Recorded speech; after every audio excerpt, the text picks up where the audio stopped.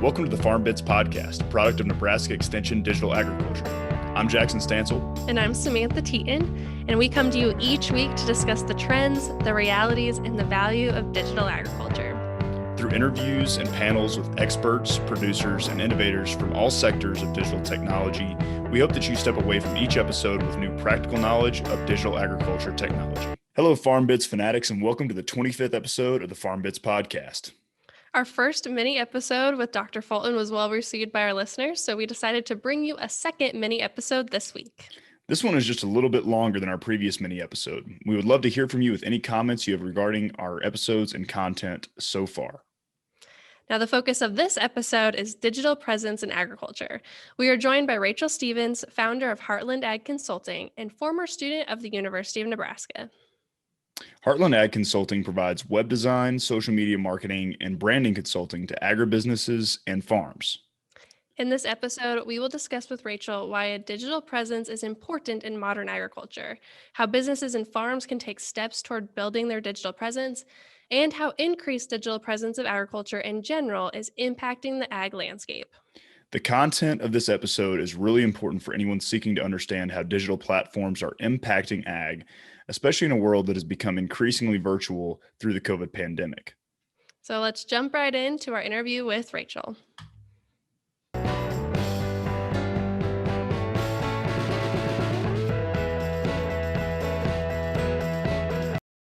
So Rachel, tell us a little bit about your business, Heartland Ag Consulting.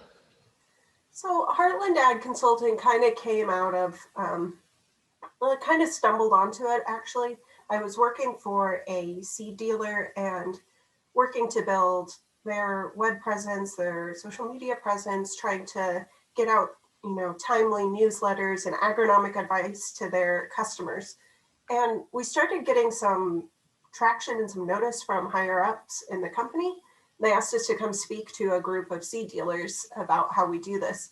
And, as we were kind of working on this presentation and what we wanted to convey to producers, I really kind of saw a need for providing this as a service to people for the same reasons I was doing it for this company already. This is something that people want done. They want to have a digital web presence. They want to be able to provide their customers with good quality information. They want to be able to show who they are, why they're doing what they do. But it's just another thing on top of a already super long to-do list. I mean, how busy any planting or harvest season can get, so adding the ability to share timely information on top of that is just one of those things that I think is a little bit too overwhelming for a lot of people. And so that's kind of how it started. I saw this need and people were interested. And so that's really where it grew out of. It wasn't any, grand plans or anything. It was just a need that I felt like I could fill from my previous experience. So we can completely relate to that need. When we started the podcast, Jackson and I were trying to do all the promoting and stuff on our social media. And we just learned that we didn't know what we didn't know. And we didn't know how to add that extra task on top of what we were doing. And so, we completely understand the need for what you're doing. For sure. I mean, it's just, I am no means an expert, but I feel like I've gained a lot of valuable experience in the past couple of years about understanding, what people are interested in hearing about, particularly, I would say, for ag businesses and farmers. Our main goal with a lot of these platforms is not to be selling people on a product. Our main goal with a lot of these is to try to show people who we are as a business.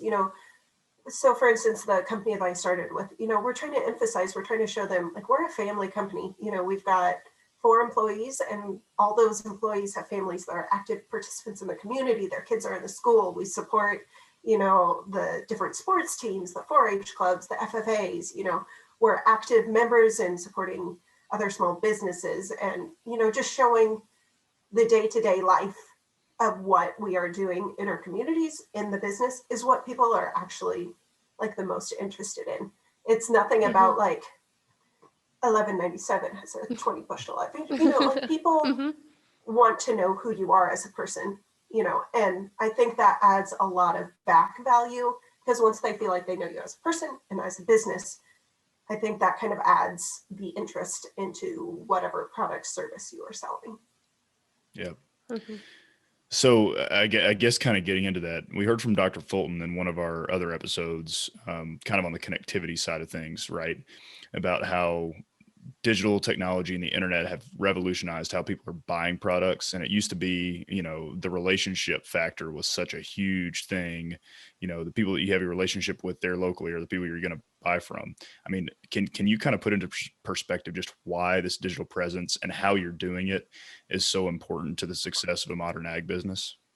Yeah. I think the relationship aspect is still critically important. It's just in a whole different way now. No longer is it the neighbor down the street or the person you go to church with. Like, with our changing landscape of how we are purchasing goods and services, we now have the whole world as our customer base, or the whole nation or the whole state or whatever it might look like for you. But I still think it does boil down to relationship. People want to do business with someone that they feel like they have a shared, interest with, or similar values or morals, or the way they conduct business, or who they're supporting. I think that's an important part of being present in a digital space, is also conveying that, like, you are also a person. You are not like a faceless entity, like Amazon or something, that Mm-hmm. we are individuals, small businesses that are still someone that you want to do business with. And I think, honestly, like, what an incredible space we're in right now, that the entire nation could be, interested in a product you have or a service you have. And we have that pool of potential clients. We have so dramatically expanded who we can do business with.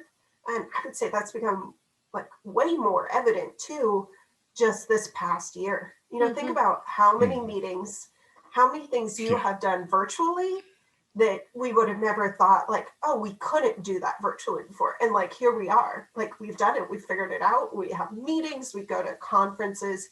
I don't know about you guys, but I've bought so much more of the things that we need for our house, for our, sustaining our daily life online, and it shows up at our door, just things like that. I think people are really starting to understand how little, I don't know if I should say how little we need in-person marketplaces, but maybe just a lesser percent, we're able to shift that to both an in-person and online space. And it's only benefit, I don't really see a downside to going into a digital space. I mean, it's only going to either get you more clients, get you more exposure. Right. It's all good things. Yeah. Yeah. And I don't know any numbers off the top of my head, but I'd love to know how much direct to consumer sales have really increased during COVID. I think about the direct meat cuts to customers or things like that sounds like it's really grown. So absolutely. I think, from a perspective of people who are trying to sell a specific product, farmers, like you said, selling maybe direct cuts of meat, or selling home-baked goods, or, small batch, grains, things like that, trying to add a value added to their product and selling direct to consumers. This is been such a prime time, I think, for people stopping to think, where is our food coming from? Who is sourcing it? What are the practices that they use? And I think that it's given a lot of exposure to farmers, but also the farmers who have been very transparent and really taken hold of that digital space are the ones who have really come out on top in this past year. I mean, we see hundreds of small farms that sell their meat across the US because they embraced that digital space and said, hey, this is how we farm. We'll show you anything.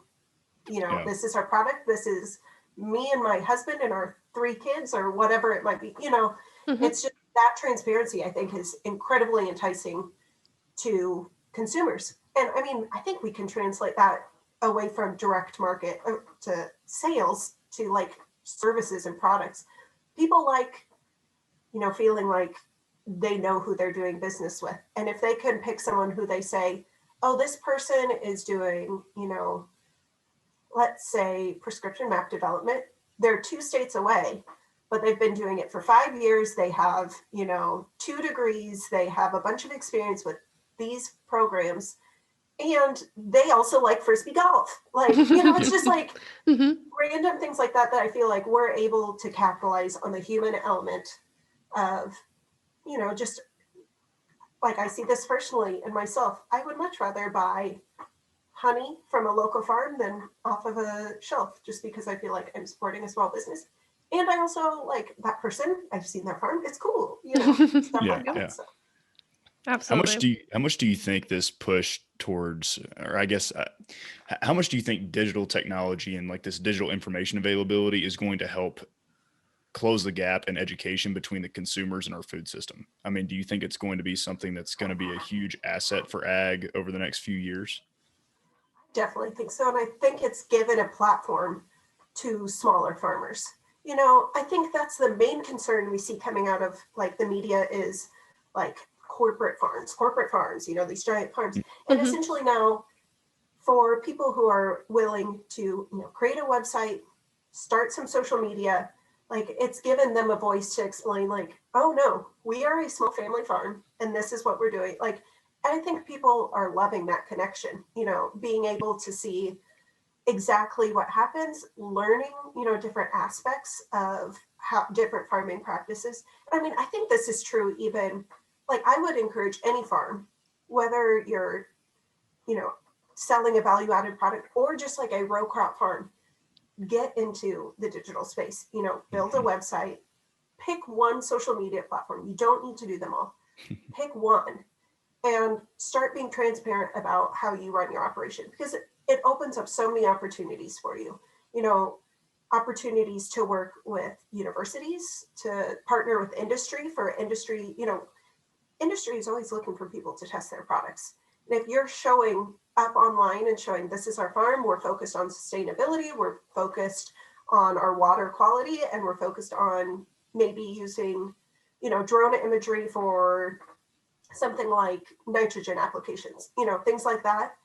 Like people are always interested to learn what you're doing and then also use you as a resource. So it's such a good opportunity. It doesn't take a lot of time. Just, it doesn't have to be anything fancy either, but get out there, get on the internet. So building on that a little bit, how should a small business utilize digital technology? Does it need to be if they're selling products and just to sell products, or, how can they really make the most of their time on their digital platforms? That's a fairly like nuanced question because it kind of depends on what your objectives are. I'm not talking from a sense that get on Instagram and become an influencer, because like you can absolutely do that. People, think about the number of influencers you see out there that are being paid by product sponsorships or partners with companies, and that's like their main revenue stream. I mean, that's absolutely an option for your farm, like if you want it, or for you personally. I guess I'm like speaking more from the sense of trying to create a place to educate and inform and entertain people.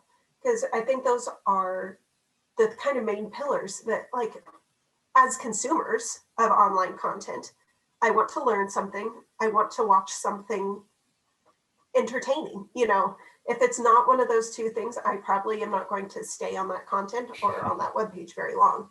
Yeah. So I would say if your main purpose is for those pillars of just kind of giving people exposure to who you are, why you're doing what you're doing, whether, like you said, selling a product, selling a service, or maybe just a farm, out there doing your thing, I would still say, get a website. It's not something that you need to update all the time.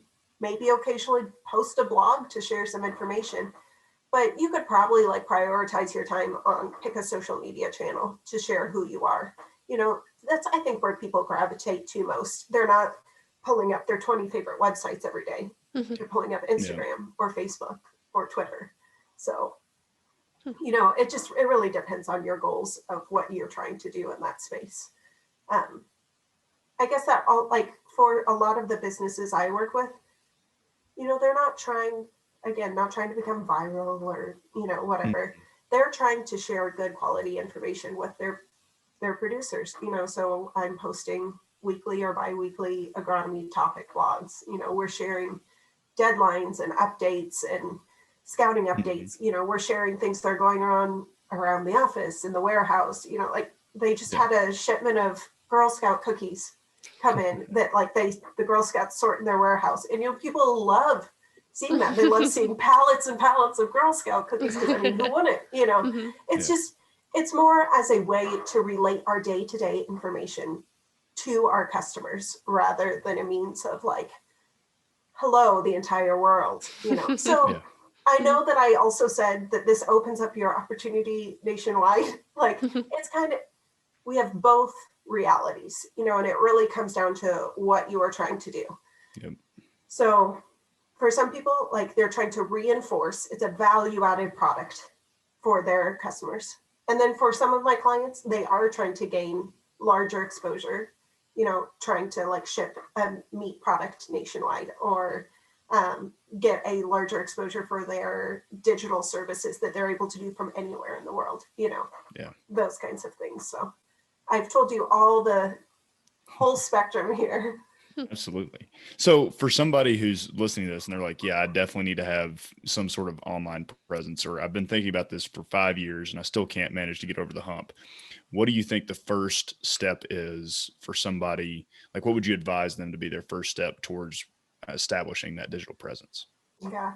At the risk of sounding self-serving, outsource what you can do. There are a lot of people like me who are doing this that are kind of just freelance providing the service for people.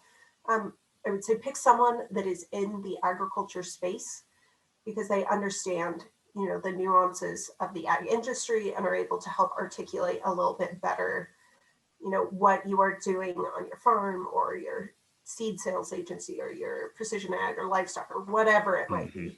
But there are multiple people doing this. Pick one. There's a lot of great options. But as for yourself, I think a lot of people have social media overwhelm. There's so many different platforms. It's Facebook, Instagram, TikTok, Twitter. What do I do? And I would say just pick one. If you try to do them all, you're going to do none of them well. Pick one, let that be kind of your platform, your base that you work from. And embrace the people who come to your page. I think, as someone who is running other small businesses, I constantly am looking at my follower count, oh, why don't I have more? I want more.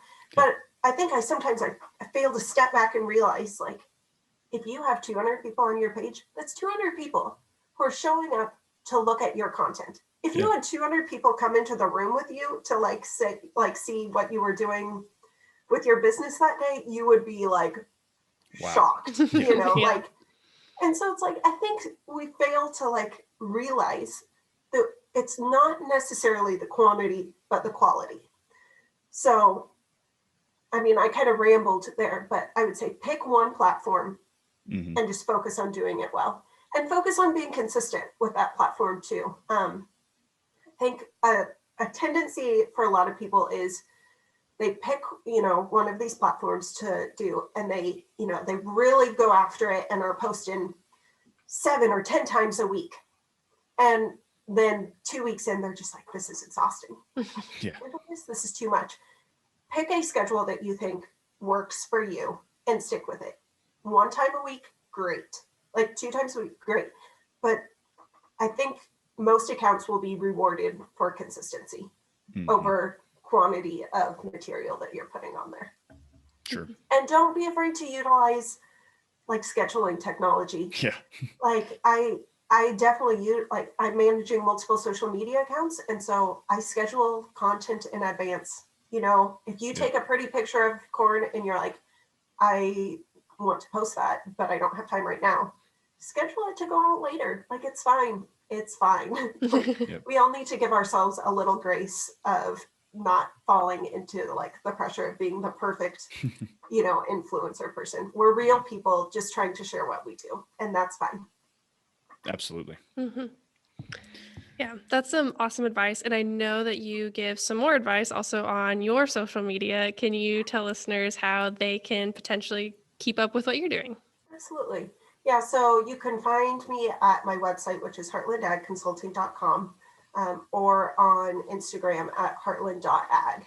And I just try to share there some of the tips that I use with, clients that I have, or just some encouragement for people like, I'd say, average social media users like me, that, it's not something we want to dedicate our whole life to, but we recognize the benefit and want to, inform and educate and share with our clientele. Absolutely. That's great. Hopefully our listeners will go check that out. Yeah. Thank you to Rachel Stevens of Heartland Ag Consulting for joining us on the FarmBits podcast. This was a great episode to connect back to our connectivity series and how internet connectivity is enabling more than just precision ag technology. I think my favorite aspect of this episode was our discussion about how a digital presence, particularly for farms, right, is helping to bridge the gap between consumers and producers within our food system. And I personally think this is a really important role for technology to play in modern ag, because we do know that there's a pretty big gap, right, between our consumers and what they actually know about what goes on the farm. So I just think that's a really great aspect of farms, especially generating websites and social media pages. Yeah, and we talked about that a little bit with Bushel about connecting people, but this is more on a more direct scale, and it's so cool to see. And I loved Rachel's comment on how we still like to buy through relationships, but that has really changed in this landscape, and we no longer have to be neighbors to have a relationship with someone because we can learn about it on their digital platforms.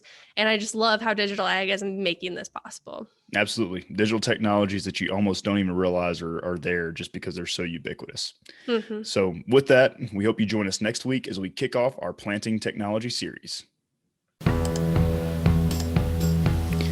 Thank you for taking the time to join us today on the FarmBits podcast. If you enjoyed this episode, please subscribe to the podcast on Spotify, Apple Podcasts, YouTube, or wherever you listen to podcasts to be informed about the latest content each week.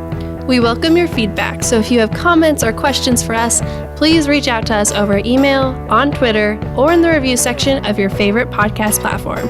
Our contact information can also be found in the show notes. We would like to thank Nebraska Extension for their support of this podcast and their commitment to providing high-quality informational material to members of the agricultural community in Nebraska and beyond. The opinions expressed by the hosts and guests on this podcast are solely their own and do not reflect the views of Nebraska Extension or the University of Nebraska-Lincoln. We look forward to you joining us next week for another episode of FarmBits.